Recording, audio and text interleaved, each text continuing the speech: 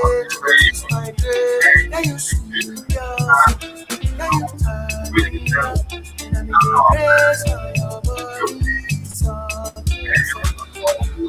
tell me what I got to do. All I need is got love for you. Tell me I'm the one for you. Tell me I'm the one for you. Tell me I'm the one for you. Tell me I'm the one for you. You can tell you I sing the song for you. You made me go, this girl, say, this girl, papa, you let me. This girl, say, this girl, papa, you let me. I never told you, and I never see it. All this time I told you, when I was kidding. Ooh, I started reading. She killing me the last like a baby. She got that ass like a baby. Ass like a baby. She got that ass like a baby. She got ass like a baby. Give her. She won't put it on the table. Ah, give me some of my label. Give her. Every time she available. Ah, I love my head. I love my food. I love my two baby. I love my available. I love my head. I love my food. I love my two baby. I love my available.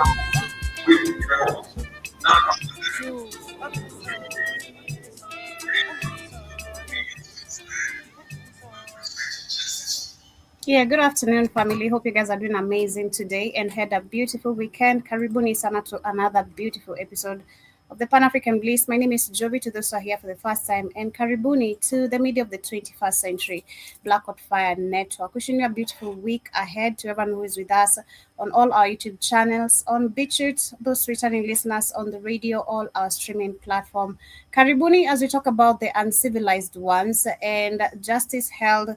How is justice denied? I'm going to be focusing this conversation on a documentary I was catching up with during the weekend about the Mau Mau freedom fighters, what atrocities, the crimes that the British colonial system literally committed in Kenya, and how actually the Mau Mau fighters went through many brutal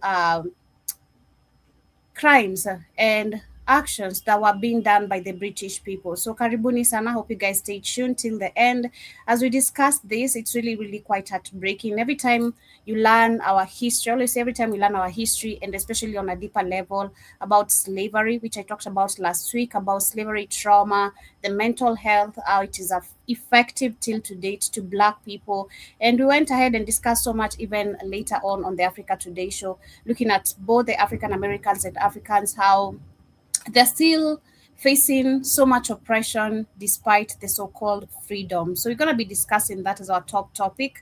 So stay tuned as we look at the true Mau Mau fighters and the false Mau Mau fighters, because in between the Mau Mau freedom fighters, we had literally traitors. Those are people like the Jomo Kenyatta, who was later picked to be the first president of this country. And I was saying, looking at this, it's crazy that the fact we look at this like it happened 1,000 years ago. This is just 60 years ago, 50 years ago, a country like South Africa 30 years ago, and we're acting like we've really forgotten. And the saddest part is that these actions are still very much active in our system, in our communities, in our government, within our politicians. And what are we looking forward to change? That is the question of the day. But as we get started, also we're going to be discussing about the sacking of Osman and now, not that is Osman Sonko by Domae Faye. If you look at this current happening regime or the current regime in Senegal, it has quite a little bit of a history that has been making patterns.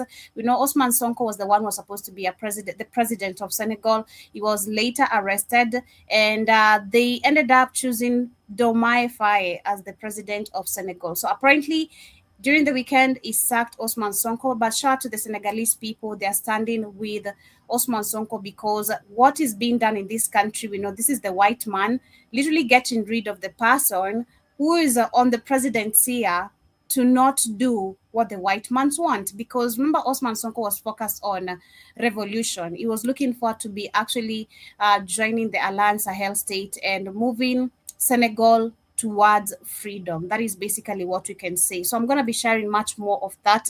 How many African people from African countries are feeling about this. It's quite disappointing, but I love the fact that the people know who is the real leader. And much more coming from Kagame, who is talking about how we don't need foreign aid, but still defending the Western nations. So it's crazy because I always say this man is intelligent with his words, but this time I caught him somehow. It's the double standards for me as always. So I'm gonna be sharing much more on that, and I'd say last but not least, we're going to be focusing on Burkina Faso, which during the weekend they did showcase so much massive power plant that they're actually working on. This is a freedom towards energy sovereignty. So we're going to be discussing on this as other people are talking about aid. Other countries are fully freeing themselves to not expect aid or to depend on aid from any Western or European nation. So Karibuni, this is our top conversation for today. Kindly feel free to subscribe if it is your first time right here, and download our app. It's very easy for you to find on the Google Play Store. Our radio station is always on and running every single day from Monday to Sunday. You'll find programs that have been uploaded that you might have missed. If you have Amazon Roku TV, you can also find us there. We have the TV segment and the network segment, rather the radio segment as well. So in case during the weekend you're free, you can just tune in on the TV section and catch up with all the programs you missed during the week. If you're free, so long as you're connected to the internet as well, you can listen to us via the radio station, maybe in case you're having some busy chores in your house, or maybe you are at your black job and you want to still keeping up. Stay tuned as you keep up with what is happening within Africa and the global politics and so many more conversations that are always lined up right here on Black Hot Fire Network. But apart from that, when I say your health is your wealth, there's nothing as important as that. And I feel like most of us realize that when you get sick, and you're like, damn, I don't appreciate how healthy or the times I'm healthy enough. But we always say as well, we have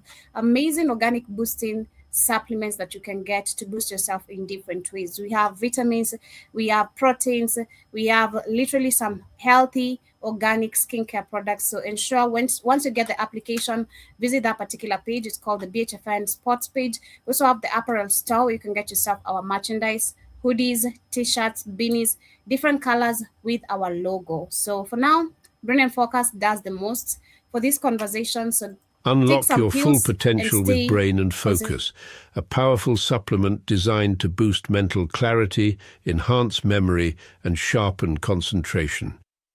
Made from a blend of scientifically proven ingredients like ginkgo biloba, omega-3, and essential vitamins, Brain and Focus is crafted to fuel your mind. Our process ensures maximum potency and effectiveness, delivering the perfect balance of brain-boosting nutrients. Take just one capsule daily, as prescribed by your healthcare provider, and feel the difference. Whether it's powering through your workday or staying sharp in life's challenges, Brain and Focus keeps you at the top of your game. Stay sharp, Stay focused and stay ahead with Brain and Focus. Brain and Focus, fuel your mind, achieve more. Go get this product at blackhotfirenetwork.com at the sports and nutrition store. And as we get started, of course, like I said, we had the Senegalese president Bassirou Diomaye Faye, who fired the prime minister, his prime minister Ousmane Sonko, his ally with whom he won the elections, as he dissolves the government. The move towards this, or the reason towards this, is because they're saying, and read the article, Senegal President Bassirou Diomaye Faye has dismissed Prime Minister Ousmane Sonko and dissolved Senegal's government, marking a dramatic fallout between the two allies who swept to power together in the 2024 elections. The decision has been announced in a decree read on state broadcast RTS by the presidency's Secretary General Omura Samba, and all ministers have been sent packing, although the outgoing administration will temporarily remain in charge of day-to-day government operation. Faye and Sonko were once close political partners under the ruling party, that is the PATSEF, if I'm pronouncing it correctly, the Patriotic of Senegal for Work Ethics and Fraternity Party. And Sonko, a popular opposition figure, has backed Faye to run for presidency in 2024 after he was barred from contesting the elections himself due to defamation convictions. After Faye's victory, Sonko was appointed as the prime minister. However, the relations between the two leaders reportedly deteriorated over the disagreements on government's economic policy and negotiations with the International Monetary Fund as Senegal struggles with a mounting debt crisis. So you can see literally from that where the problem is, who the problem is, who is pushing this button to ensure actually Ousmane Sonko is not there to interfere with what the white men want in Senegal. When you look at, actually go back to the political rallies when they were campaigning together before the arrest of Ousmane Sonko, this man, again, like I said from the beginning, he was pro-Africa. He was literally pro-freedom. He was all about, let's go work together with countries that we can see they're working towards the needs of Africans, and they're focusing on us protecting our wealth. Because you know the problem with all these puppets, literally like we talked about last week, is because they've kept the same system that has not changed, and it's a system of looting. And that is why I'm so actually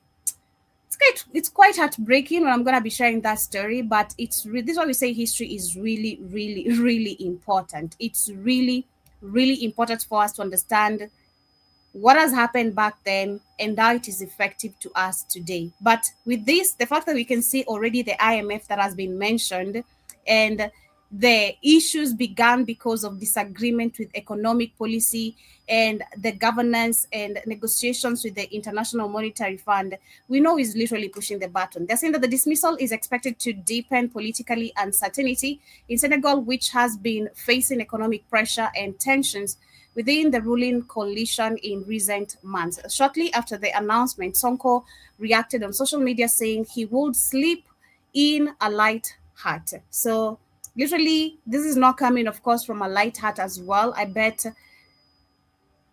unless they wait for elections, unless he waits for the next general elections in Senegal, then he stands as again, individual or independent candidate and for another presidential seat, which I believe they're not going to give him because they know his goal, and that's why he has actually been fired or sacked from that particular position. But on the other end, we can see support from the Senegalese people. So numbers always speak, that's the difference. And that's what we can also see in Burkina Faso. We've seen, apart from the mainstream media trying to destroy the name of the Alliance Sahel states, the three countries are still the people themselves are the majority. And with the social media platforms like TikTok, which people have been expressing themselves, we've seen they have gone to the point of even warning other countries, stop pushing us for us to have elections. We are comfortable with the leader we have because he's delivering to the people, he's giving jobs.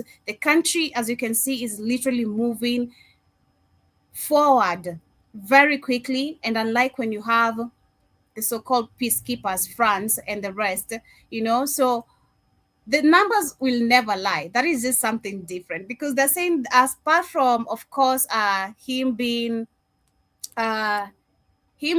sacked, they're saying that this also the split follows tensions between Faye and Sonko over the handle of economic and including that is $13 billion debt and talks with the International Monetary Fund, like I read. And Sonko has taken a tougher line on debt and foreign influence, while Faye leaned towards compromise to steady economy. In Dakar, we had crowds which gathered later in the night, including at the university, one of the universities. I don't know how to pronounce it. It's in a French term, if I'm not wrong.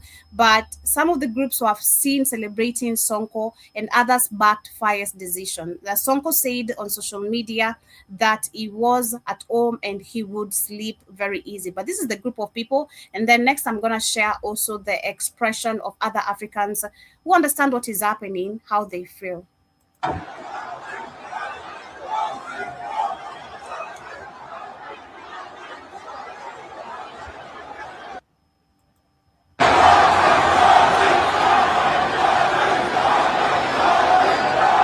So understand, this is what actually the white people are currently scared of. You know, even what is happening in Kenya, they're scared of the young people because the numbers are not lying.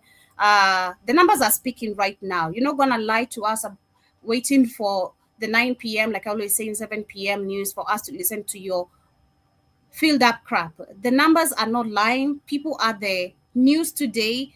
People are literally themselves the news. They'll give you what is happening on the ground. We don't need to call CNN, BBC for them to cover none of this story. Al Jazeera, not anymore.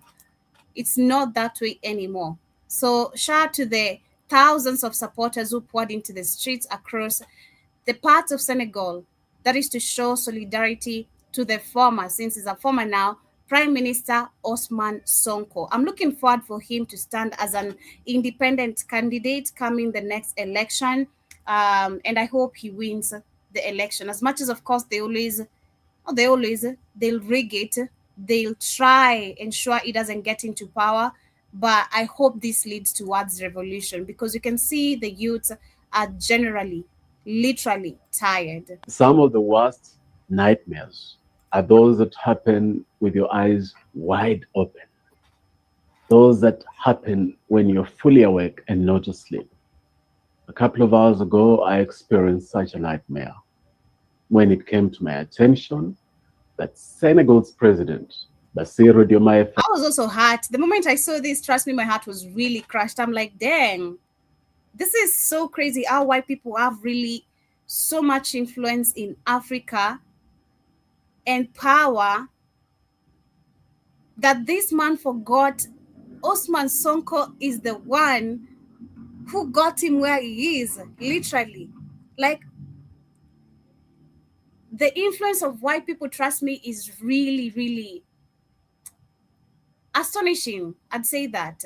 It's astonishing how these people have so much influence and power and control over many things that we've refused to take control of, because that's how I'm going to put it very blunt and clearly. You know, we've refused because we have many Ibrahim Traorés probably amongst us, but fear has been the long ruling weapon that so many people are scared.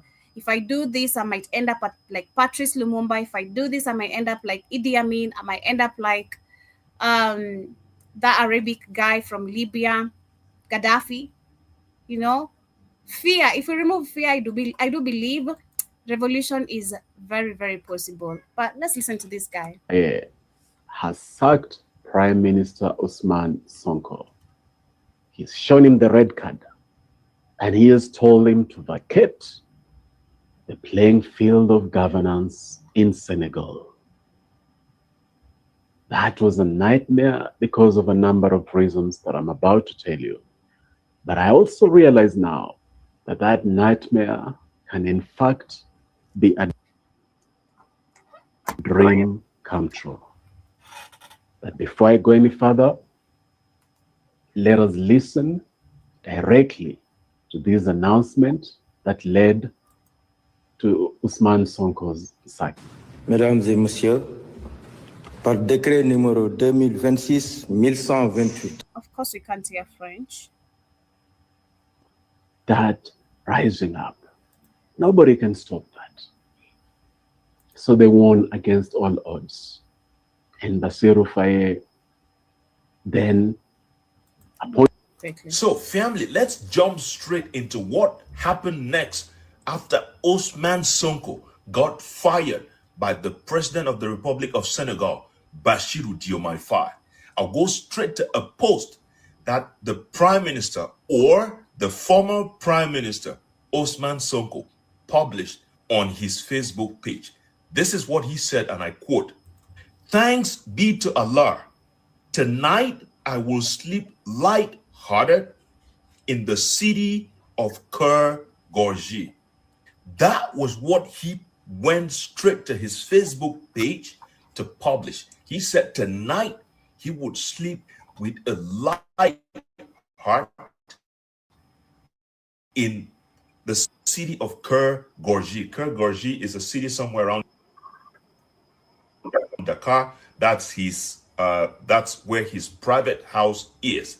So he immediately after he was fired, he packed all his belongings and took off straight to his private residence in Keur Gorgie.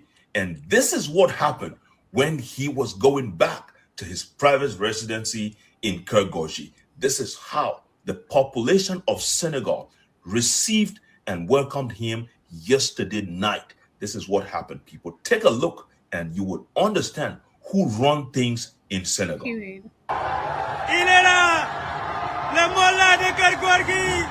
It was the popular one, despite them picking Diomaye Faye to become president. And that's why they threw him in jail. You know, they put up some false accusation on him, a couple accusations on him, and then he ended up in prison. Then they they did the election, put Diomaye Faye, then released him. And then because they were rallying together and the brother was not there when the elections were happening, he was like, you know what? I can put you as the prime minister because since our goal is to make Senegal be better than how it's been for all those years, we're going to work together. But it seems the working together is more of the white man, let's work together. And Osman is not with that.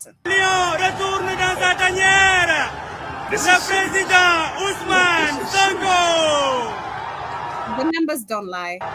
Le président Ousmane Sonko.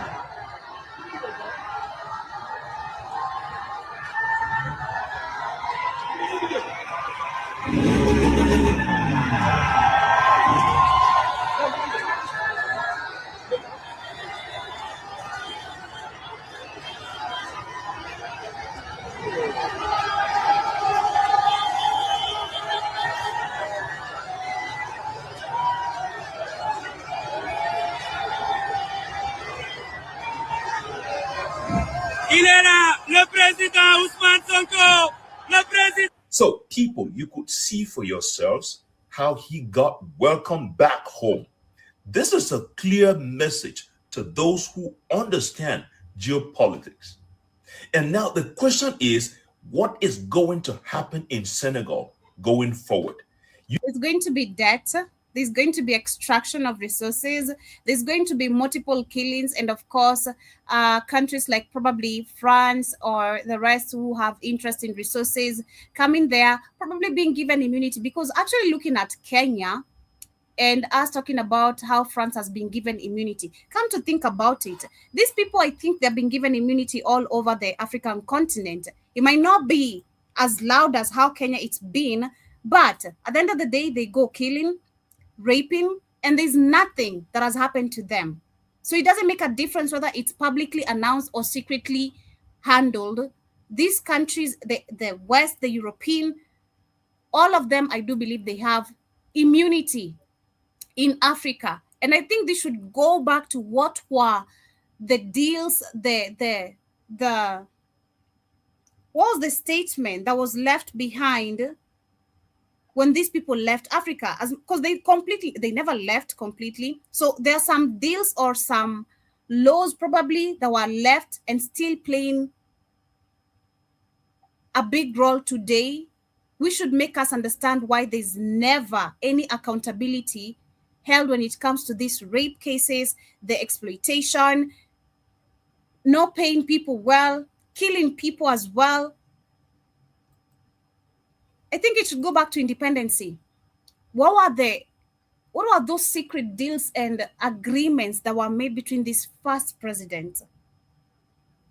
Because I feel like it goes back all the way to that. So yes, there's going to be exploitation. Senegal is going to become a mess.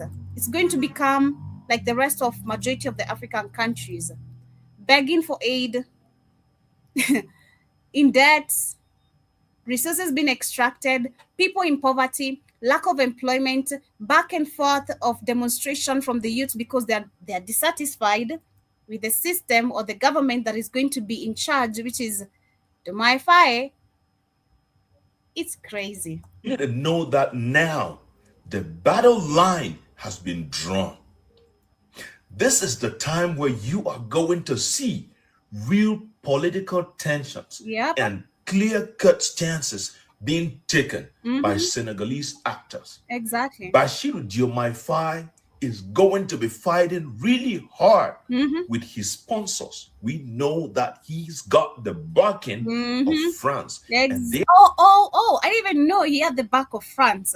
See, I didn't even know that. But yeah, they are going to be looking all political motives to nail. Oh, but yes, he did. Remember this guy before? I think he's swearing in or after.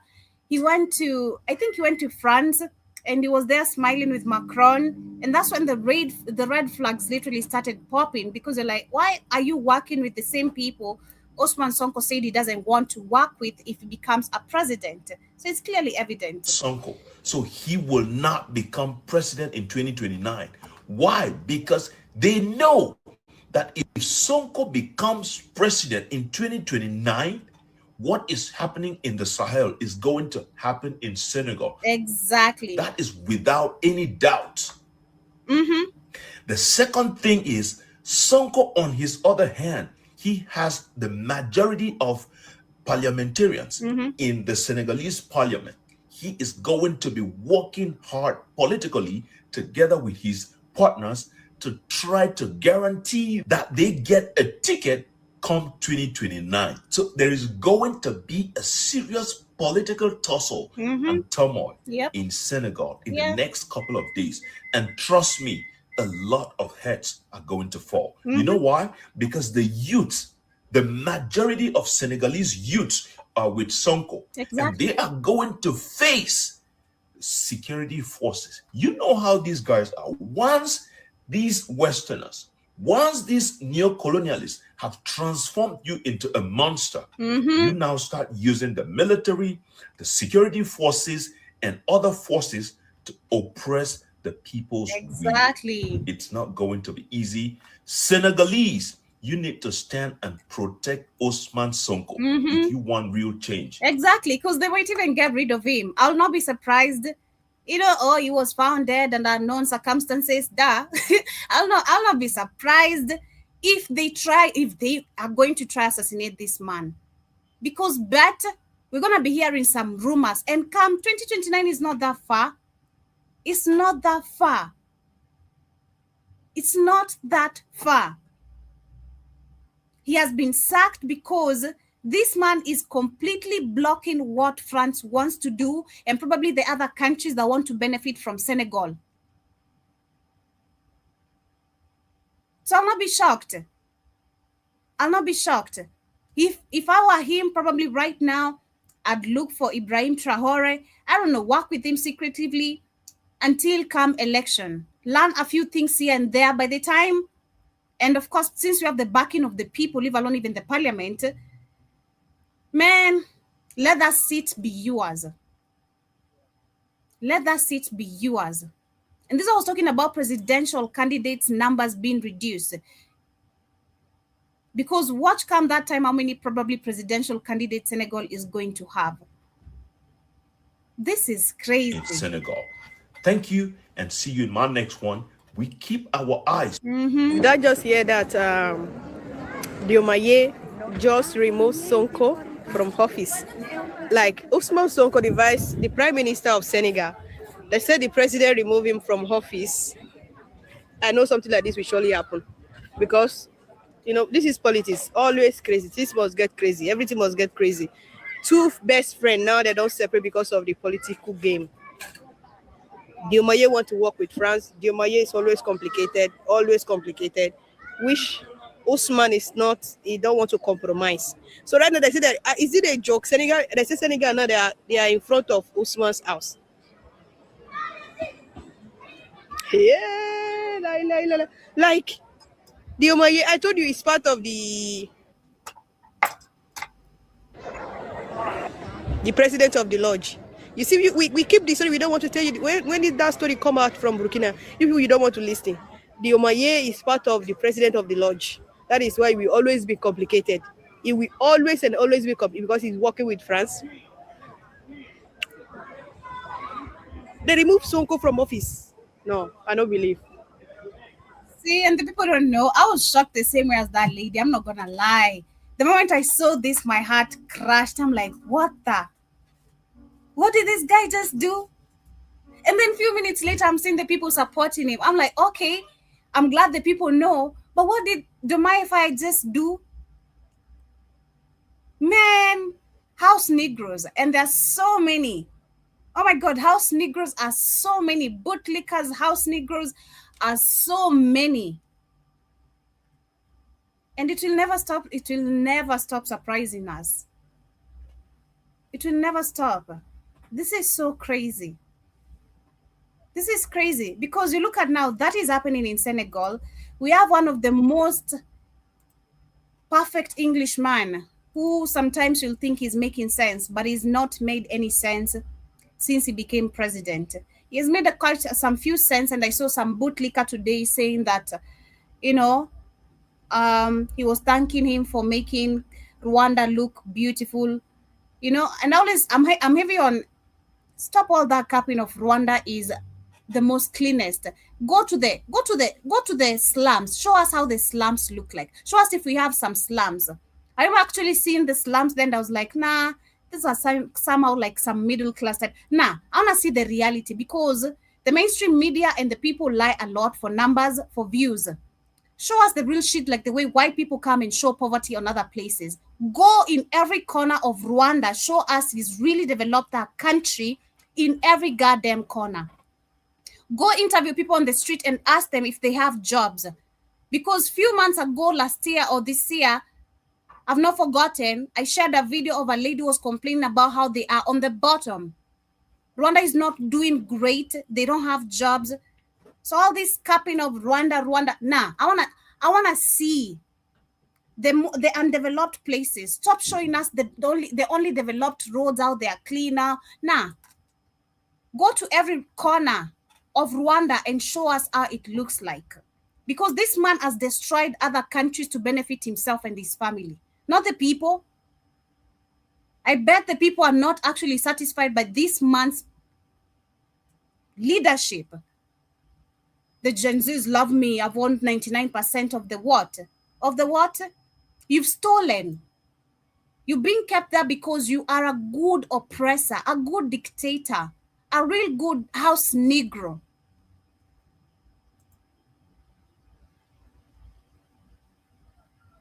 People like Ibrahim Traore, Asim Goita, and the other one, I always forget his name, and Osman Sonko. This you can see that the men who are talking about how we need to get rid of working with these countries. This is what they have been doing in our countries. They have been exploiting us in the name of aid. They have been doing this in it, but this man is defending aid because it didn't make any sense here. Every time he sounds very intelligent, but not this one. He sounds like a moron to me here. Allow me the privilege to be unconventional in this discussion. You started with a very provocative question, which really was, I think, intended to have us thinking beyond what we are used to.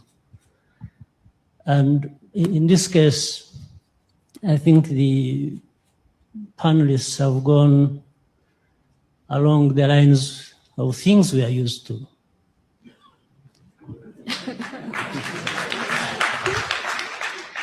And I start with the point you made when you were asking the question of preference between the markets and the aid.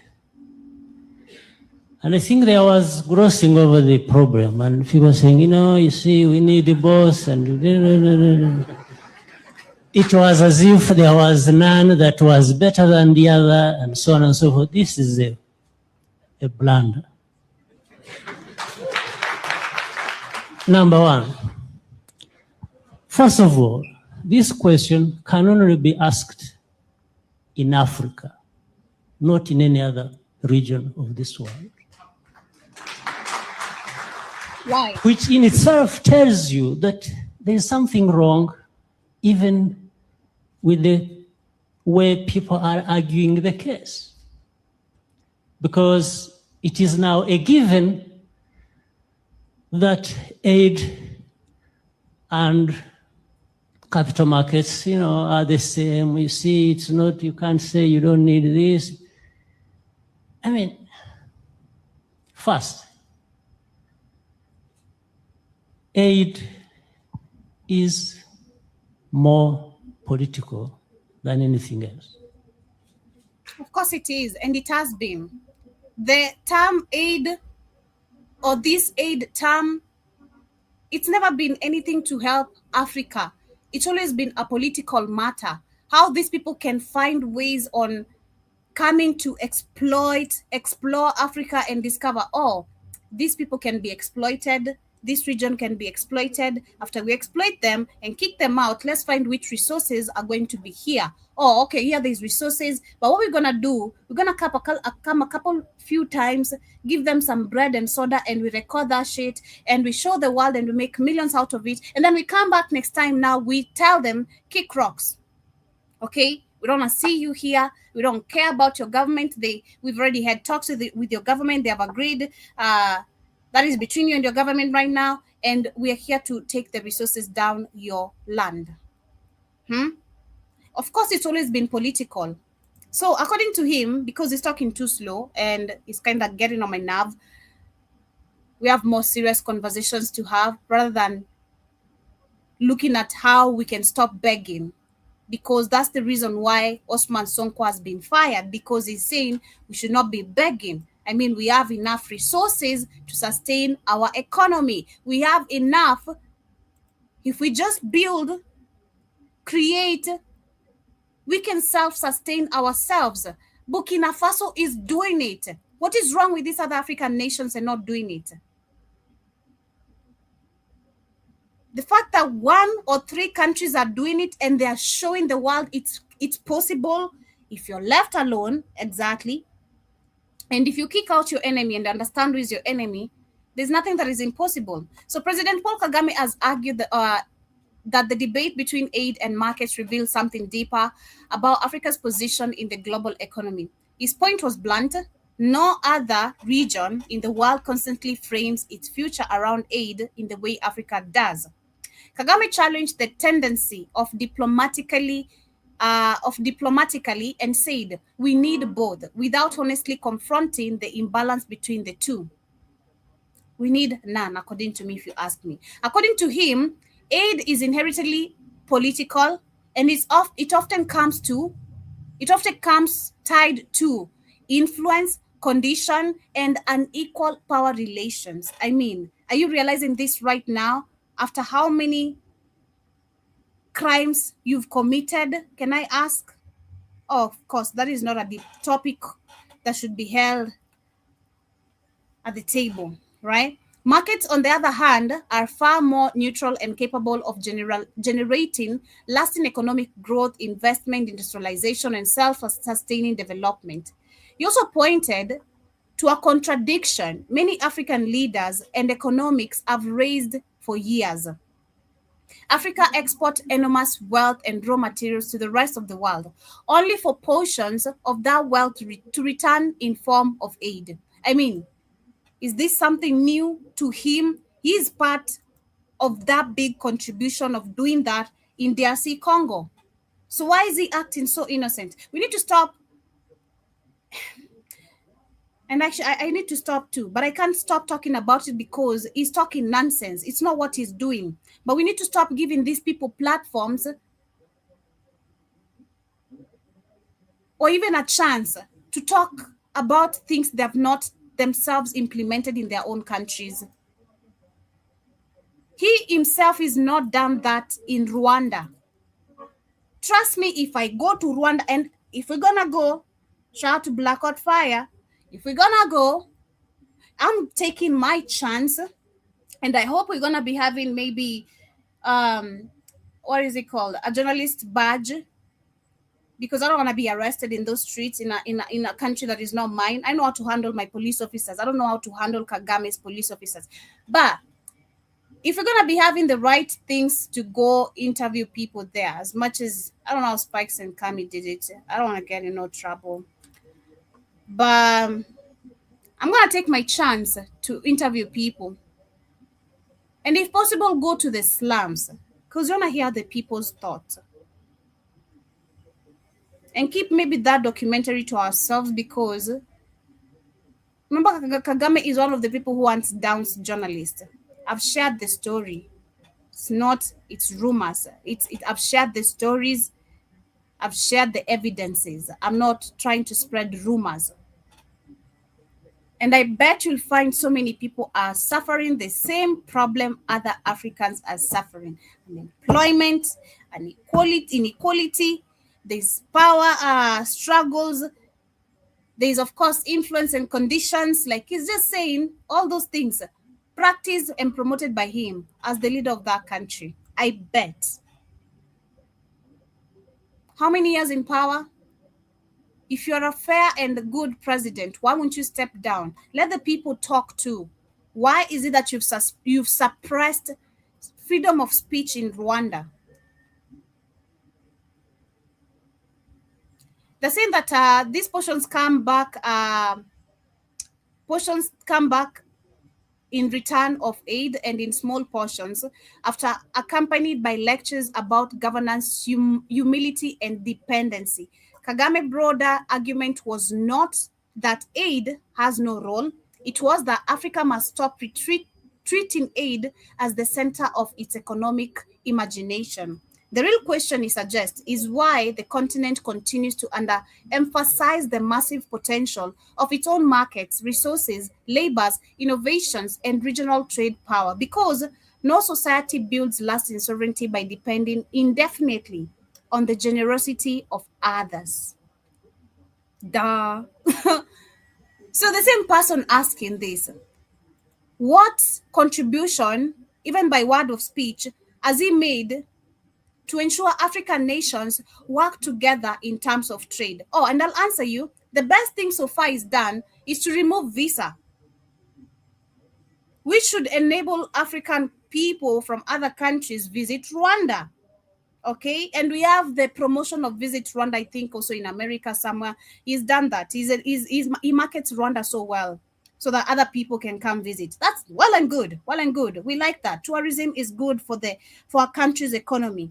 But how is it that you are trying to trade with other nations? Since you've mentioned trading, you've mentioned how we have massive potential in our own markets, resources, labor, innovation, and regional trade.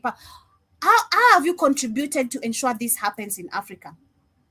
For a good example, with your country, the next country, Burundi and DRC Congo, how is it that you, Paul Kagame, you've done anything to ensure this is possible in some countries, and you acting as an example?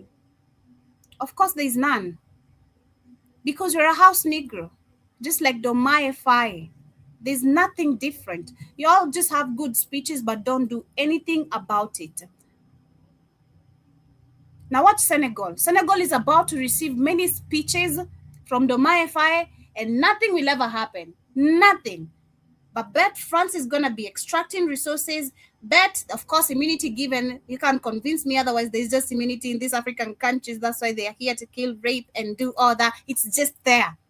I don't care whether it's loud or secretive. It's there. It's been there. If you don't see it, I now see it. It's there. What Senegal turned into, just like that, guys, what Senegal is going to be really, really exploited, and how the people will be crying left, right, and center. Unless they decide otherwise, unless they decide revolution. This is what history, or how history is going to repeat itself. Now, I'm going to share this documentary. This is coming from Al Jazeera. Of course, not the right platform to support, especially covering the African history. But I'd say, to me, looking at it, it was quite fairly explained. Quite fairly explained. Of course, they're using alleged. Understand that before I share the video. They're using some terms which, there's nothing alleged about this. These are things that happened in these countries, or this country to be specific. Because we're not just talking about Kenya. The whole of Africa. Keep on talking about reparation. We keep on talking about our lands being compensated, how much they stole. But it's still not enough. The talk is not enough. And I loved one term that someone used here. Now, when you look at white people and you look at African people and you look at the history of both, and when they came to Africa, and when they started slavery, or went around the world, and specifically I'm talking about Black people, went around the world colonizing people, or Africans, this should tell you who are the civilized people and who are the uncivilized people. A very straight answer, you have it. From the behavior of white people and the behavior of Black people till to date, it's very easy for you to tell who is civilized and who is uncivilized. So let us look at the uncivilized ones, how they came to Kenya, and the history of Mau Mau. Recently, we had one of the Mau Mau freedom fighters who lost his life. I think he was one among the last. I'm not really sure. I don't know if it's one among the last, because I've also seen many videos now popping. Shout out to the young Gen Zs. They've put up a whole page dedicated to the Mau Mau freedom fighters, and another one called Tukokadi, which is literally for the voters card. Now, these pages are sharing our history.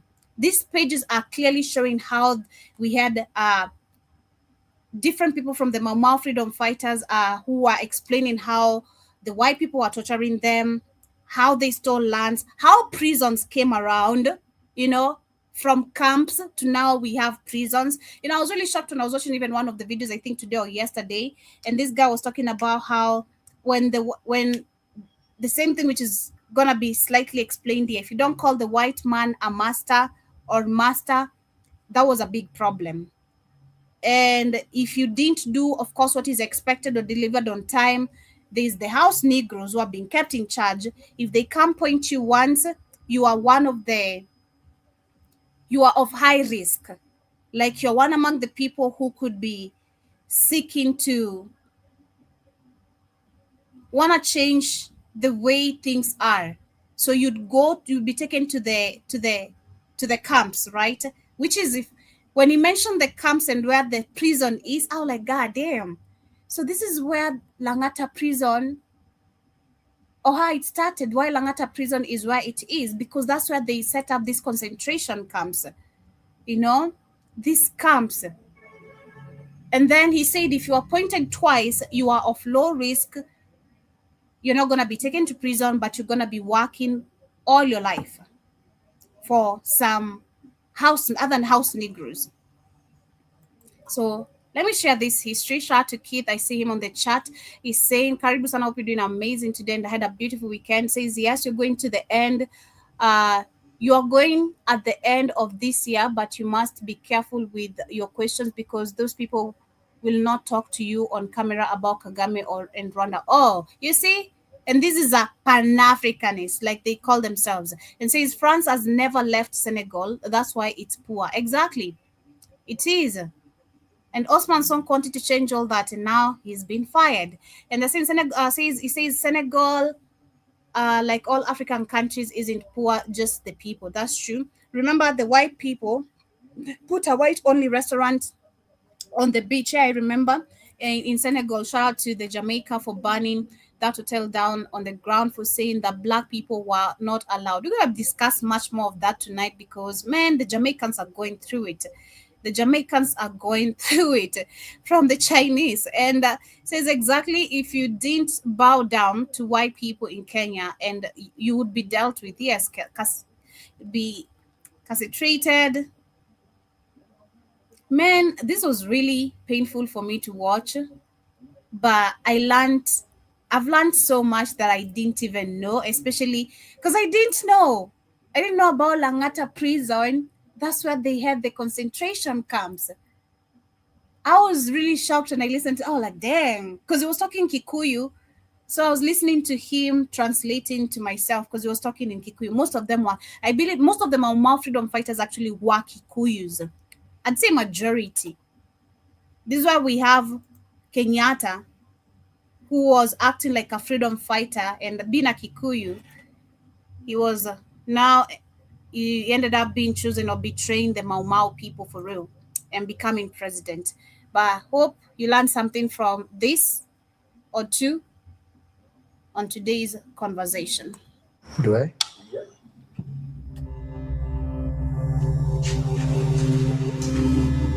Duh. But then later, I discovered that when we came to our own struggle here, that wasn't quite. Who is uncivilized? And this is still to date. We're not even talking about history, because the uncivilized ones are still showing themselves still to date. Based on today's Africa Today conversation, some of the videos I'm gonna share, man, these have been the most. I've reported many Black people being killed and all that, but there's one story I bumped into during this weekend of how a father and a mother found their son. And for me, the head clearly rang the white people, because when you listen to it's very devastating. Very, very, very devastating. So, not just history, till to date, it's very easy for us to tell who are the uncivilized ones. But yet, these people brought us civilization. These people brought us civilization. Wow. Amen? Yeah. Remember 2 weeks ago or a week ago, 2 weeks ago, I read about the Italian woman who owns over 100,000 acres that was stolen, that the British had stolen from the Kenyans, the people who are settling on those lands. And now we have an Italian woman who bought this from the British. And now because Kenyans are questioning it, because shout out to the comment I read, you should go, if we want our land back, and if there's anyone to compensate you, it should be the same people who sold you a land, which actually they stole. They never paid for it. They should be the ones to compensate you, because at the end of the day, this land belongs to Kenyans. This is still to date. I mean, look at South Africa. Don't even look at Kenya. Look at South Africa. Look at Zimbabwe. Look at Zambia. Look at countries that are widely, not even majority widely dominated, but white people control majority of the land. It's all over Africa. It's all over Africa. You'd find there's somewhere in Nigeria where a white man owns a very big land, because the land, the way we see African countries on the map, it's not the way they're described. Personally, I know Kenya is so big. There are places I've not been into Kenya that I look at. I keep on saying this, and I'm like, wow. Tanzania is so big too. The massive lands that are here, empty, it's a lot. Africa is big.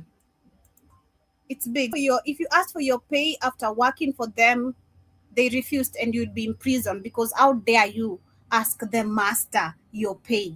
I mean, isn't this still a very much effect we see today after they exploit Africans in Congo, in many countries that they are mining resources, they pay them nothing or $2, or even we saw recently a Chinese man pulling out a gun because an African man was demanding his wages.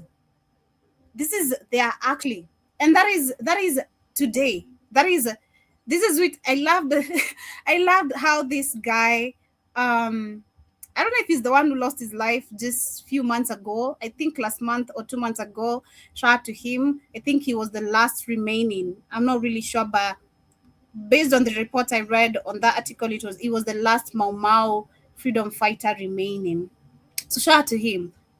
What you cannot achieve by peace, you can achieve by war. That is true. And that is revolution. Not just war, the way white people start war any day because they want. Nah, revolution. We're not talking about war based on Trump's stamps or Netanyahu's stamps. No, revolution. Because so when someone is actually taking away what is yours, you're going to have to fight back. Unless you're willing to just give it up, you have to fight back because maybe you've tried begging, begging, and begging. Enough of begging. I want what is mine and I want it now and I want it back. Oh, my stream has gone down. Dang. Let me check. Let me check. I don't know. 1 minute ago. Okay, let me see. Of course, they don't want me sharing this.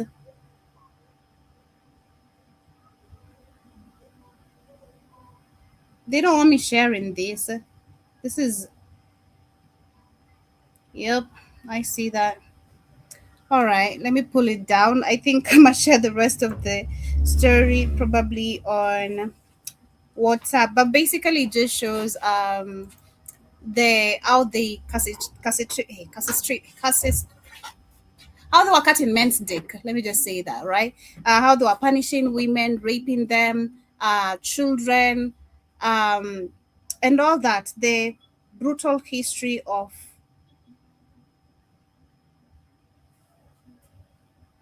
Yeah, I see it's down. I don't even know if you guys can hear me. Let me see. Let me know if you guys can hear me because I see on my end it's down literally. I can't see myself.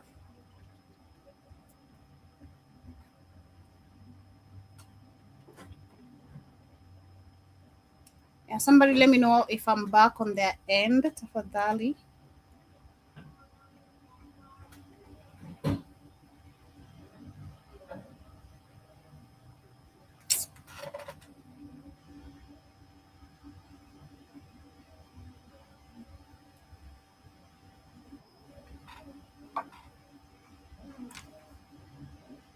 Okay. Can you see me on YouTube? No, I can't see myself though.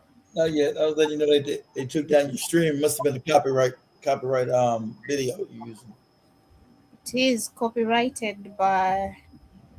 Yeah, this is just YouTube not wanting me to also share that because all the videos we share majority are always copyrighted. It's crazy. Like this because of the history we're sharing. I do believe that. But anyway, Most likely. I'm gonna share the rest of the link on WhatsApp. As I just literally wind up so I can allow Shmani to set up the next show. But I'll share the rest of the history on WhatsApp. Okay, now you're back. Okay. Yeah, so yeah, you're back now. Understand? Let me say something. Get my ass out of here. Houston. Well, see how they understand how they frame this as if the Mamas committed atrocity. What happens in war? Sadly enough, Africans are usually always bootlickers and they worship the enemy. So if you're collaborating with our enemy, I got to get rid of you. That's what real war is. Shout out to the Mama or Kenya wouldn't have no. Kenya was going to be South Africa. You guys don't know. If you guys don't know that, they planned for Kenya to be South Africa as well. Not because the Mama, Kenya's not completely free, but it's better than what it would be. Yeah, if they would have never fought because. And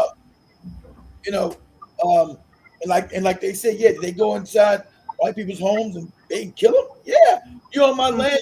White people not going. These people came and stole your land and put you in slavery. That's all over Africa. So the idea about some fake civilization, the fake history they give you, is a lie.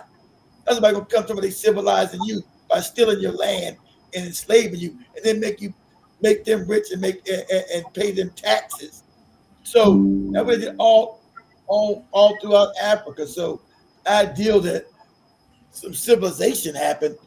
Africans are the most civilized people on the planet. Who's Africans robbing, going stole land and killed and nobody. So shout out to the Mama. That's why the Mama were not really celebrated in Kenya because they put their puppet in there, who wasn't part, made this fake story with Jomo. He was part of Mama. It was a lie. Mama kept trying to tell you it's a lie. He never fought with them. He was a puppet they put in power. They weren't gonna let no real Mama fighter be the president of Kenya. You crazy? They still wanted to control it like they do, like Joe was showing you Senegal from behind the scenes. They'll put their house Negroes in there and nothing ever changes. You ask them, okay, Kenya's not a poor country like Senegal. Why are the people poor? Oh, because the British never left. Put puppets up there, paid their puppets money, like you do in America, and then everybody still stays in poverty and nothing changes. And they want you to believe that war doesn't work. But that black guy that you'll be showing on there is right. War is the only thing that works. You can't be peaceful and walk around and talk and give speeches. That don't work. Exactly. Because they didn't come into Africa giving you speeches. They came in with weapons and steal it and kill it. They didn't come and say, Africans, let's have a speech. Can we steal your land? And you say, yes, of course, white people take all my land. Exactly. That is so true.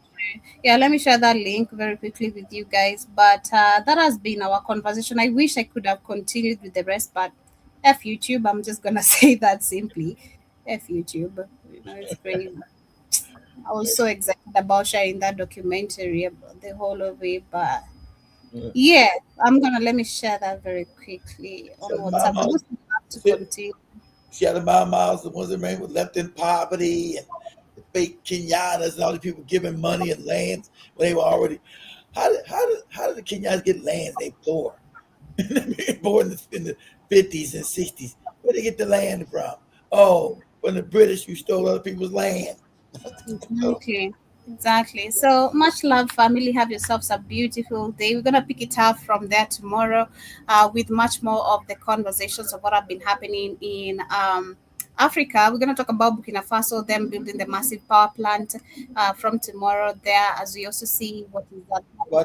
Watch out, Iran. There's been another attack. See, Iran was showing that. Remember, Burkina Faso is supposed to be one of the poorest countries in Africa, and imagine now it's not. How's it building everything and beating everybody? And how's that happen? Oh, they kicked white people out, got rid of goopy IMF loans, right? And started using their resources to actually feed their people and enrich their people. That's all Africa. Africa's wealthy. So that's why they want to kill you. Exactly. But much love, family. Have yourselves a beautiful rest part of your morning. But we're coming back in a few with the rhythm scripture. So catch us up and see what we're gonna be talking about in regards of entertainment as well. Maybe politically, because Ruto is also part of our conversation and what he had to say during the weekend regarding the fuel prices and so much more. So join us and see what the topic is going to be about. But also with that, tonight we have the Africa Today show. Remember to tune in as we talk about many things that have been happening. Have some interesting conversation. Finally, we had a woman who put in that work by shooting people who had killed her parents, a black woman. So we're going to be discussing about that. We also have... Oh, somebody killed her parents? Yeah, her parents were killed by some white people, and of course white people never go to prison. They never never get charged for murder. So she took action into her hands. You gotta do what you gotta do, Joby. They're gonna that's crazy. See, because things in the African people, we're going to change things. This being peaceful, why people kill you and steal your stuff. Nah, it can't be allowed. Shout out to the South Africans. You guys are it's funny how you guys if you do the numbers before Joby gets out of here, the white immigrants are now coming out open. Like I told you, they're gonna say they want to split South Africa up, have the Cape all, not just one town, they want the whole region now. They want all white. I told you, they want to split it up. We're going to take this side. These are immigrant white people, immigrants from England and France and Germany. that are down there illegally. Say we're going to split South Africa up. Ain't that Let funny? them learn the hard way. Let them learn the hard way. Let them learn the hard way. Maybe it's time they formed a Mau Mau group and fight for themselves because you're chasing away people who helped you. So let you learn the hard way. This will be my closing remarks. Peace. Wow, And, you're